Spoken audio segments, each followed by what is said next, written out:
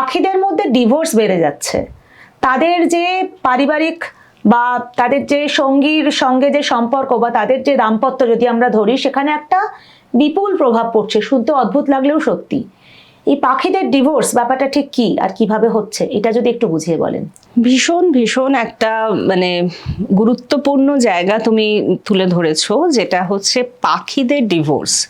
এটা কি সত্যি আমরা ভাবি যে পাখিদের মধ্যে ডিভোর্স হতে পারে, বা কি কারণে তাদের ডিভোর্স হচ্ছে? মানে ডিভোর্স হওয়া মানেটা হচ্ছে খুব সহজ কথায় যে তাদের যে ম্যাচিং, ফিনোলজিক্যাল যে ম্যাচিং, সেইটা কিন্তু কাজ করছে না। এই ম্যাচিংটা কিন্তু বিভিন্ন জিনিসের উপর আসে, মানে সেটা বেসিক্যালি কন্ট্রোল করে কিন্তু আমাদের যেমন মানুষের শরীরে বিভিন্ন হরমোন, ঠিক সেভাবে পাখিদের শরীরেও কিন্তু এরকম হরমোনেরই চেঞ্জেসটা আসে। এই হরমোনের চেঞ্জেসটা কেন আসছে হঠাৎ করে? কারণ এই জলবায়ুগত কারণে এবং কিছু অ্যানথ্রোপোজেনিক স্ট্রেস, আমরা এই যে একটু আগে আমি কথা বলছিলাম তোমাকে আলোক দূষণ, এই বিভিন্ন গাছে, আমি এটা নিয়ে বিভিন্ন যারা আর কি রোড সাইড হোটেল আছে তাদের সাথে কথা বলে এই গাছগুলোতে আলো লাগানো বন্ধ করার ব্যবস্থা নিয়েছিলাম। আচ্ছা। এবং এটা স্ট্রিক্টলি বারণ করার জন্য পুরসভার সাথেও কথা বলা হয়েছিল, এবং নিউ টাউনের মতো জায়গাতেও আমরা দেখেছিলাম যে বিভিন্ন জায়গায় গাছের একেবারে মাথায় অবধি লাগানো হচ্ছিল, কিন্তু তৎকালীন সেই তৎপরতা ছিল। তারপর সেটাকে কাজের সময় আমরা দেখলাম যে এই গাছের ওপরগুলোতে আলোগুলোকে মানে খোলা হয়েছিল। কারণ হচ্ছে, বিষয়টা বুঝতে হবে যে কেন আমরা গাছেতে আলো লাগাতে বারণ করা হচ্ছে। কারণ এই গাছে যখন আমরা আলো লাগাচ্ছি তখন কিন্তু সেখান থেকে একটা ভীষণভাবে তাপমাত্রা তৈরি হয়, একটা চারদিকটা গরম হয়ে যায়।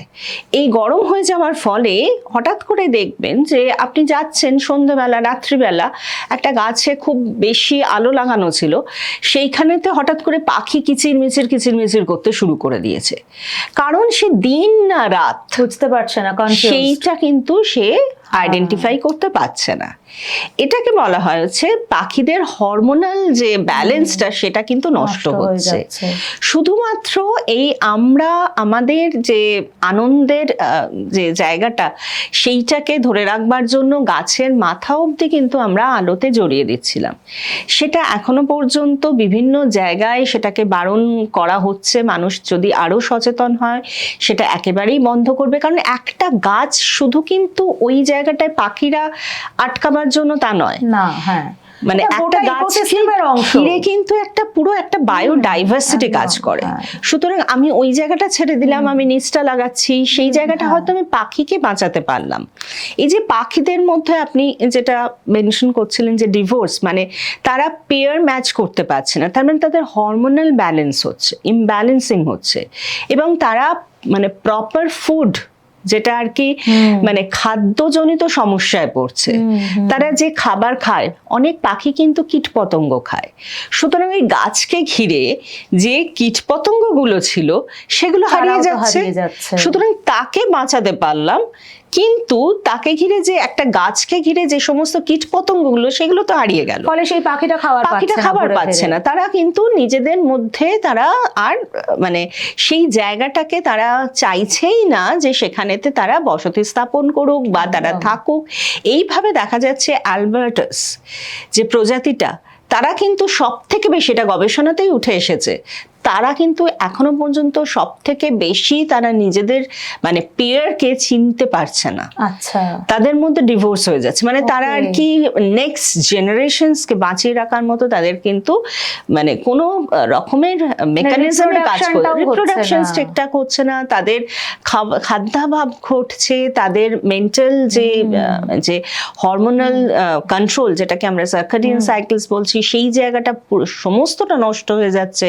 সুতরাং এইভাবে চলতে থাকলে আমরা কিন্তু বিভিন্ন ধরনের এই মানে পক্ষী প্রজাতিটা, যারা আরো বেশি করে যারা ফটো তোলেন মানে তারা এই পাখিদের বিভিন্ন জায়গায় আমরা দেখি যে ফটো তোলেন বা বিভিন্ন ফটো সংরক্ষণের কাজেও আমরা ব্যবহার করি, তারা আরো কিন্তু এই চিত্রটা নিশ্চয়ই লক্ষ্য করে বুঝিয়ে থাকবেন বলতে এবং পারবেন। সেই জায়গাটায় লক্ষ্য করে থাকলেই বোঝা যায় যে প্রচুর পাখিকে কিন্তু আমরা হারিয়েছি। একদম। এবং সেই পাখিগুলো শুধুমাত্র এই কারণে তারা কিন্তু সেই জায়গাটাকে তাদের হ্যাবিটেট হিসাবে আর গ্রহণ করছে হ্যাঁ, আমাদের খুব জঙ্গলে যেতে হবে না, আমরা তো আমাদের চেনা পরিচিত চড়াই পাখি হারিয়ে ফেলেছি। ইভেন কাক এখন কত কমে গেছে, আমি জানি না এটা সকলে লক্ষ্য করেন কিনা। মানে কয়েক বছর আগেও যে সকাল থেকেই একটা কর্কশ শব্দ কা কা শোনা যেত, অনেক কমে গেছে কিন্তু। একদম একদম, আমরা চারদিকেতে সমস্ত দিকে মানে আমরা এই এই জিনিসগুলোকে একটা একটার সাথে কিন্তু ডিপেন্ডেন্ট করছে একদম একটা একটার সাথে ইন্টার রিলেটেড। সুতরাং সেই জায়গাটা যদি আমরা না কেয়ার করি, না তাদেরকে বাঁচিয়ে রাখার চেষ্টা করি, তাহলে কিন্তু একদিন system আমরা বাঁচবে আমাদের না। মানে অস্তিত্বকেই হারাবো। একদমই তাই। সুতরাং এই জায়গাটা আমার মনে হয় যে আমাদের আরো বেশি করে সচেতন হওয়া উচিত।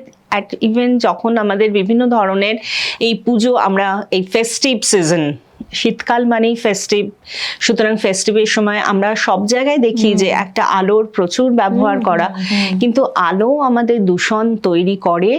এই দূষণটাকে আমরা যতটা কম রাখতে পারি, যতটা লিমিটেড রাখতে পারি, ততটা আমরা রিসোর্সও আমরা অবশ্যই একটা আলোকে যতক্ষণ আমরা ওয়েস্ট করব সেই জায়গাটা কিন্তু আমাদের শক্তির জ্বালানিও অপচয় পুড়ছে। থেকেও ঠিক। আমরা বাঁচবো। এবং সব থেকে বড় কথা যেটা, আমাদের এই পক্ষী যে প্রজাতিটা মানে পাখিদের আমাদের যে বংশবৃদ্ধি, এটাও কিন্তু আমরা কন্ট্রোল করতে পারবো। কৃত্রিম আলো কমাতে হবে, মানে এক একদম। কথায় আমাদের এখন গাছে আলো না লাগিয়ে বেশি করে গাছ লাগানোর সময়। তো একদম একদম, সেই জায়গাটাতে আমাদের সোলার স্ট্যান্ড আছে, সোলারের ব্যবহার করা, সেটা ঠিক, কিন্তু গাছকে এই পারপাসেতে ব্যবহার করা ব্যবহার যায় না না। করাই ভালো। মানে সেটা কারণ এই বড় গাছগুলোই কিন্তু প্রচুর পাখি সমাগম হয়, একদম। তারা তো আর সেখানেতে আসবে না আসতে এবং পারবে তারা না। রুট হারাবে।